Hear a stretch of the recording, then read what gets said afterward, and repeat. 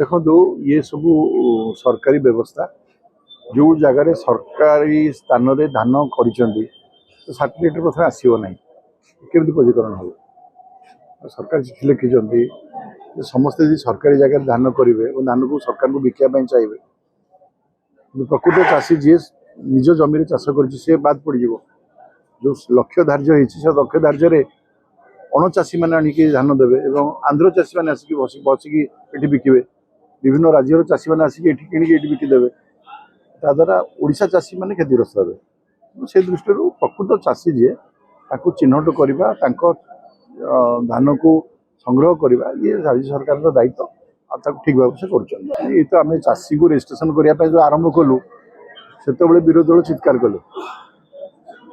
वास्तव तथ्य हूँ विगत दिन मानक कौन चाषी को ठीक रे रेजिस्ट्रेशन कराई चिन्हट कराई चिन्हट प्रक्रिया ना जो समय आपणकर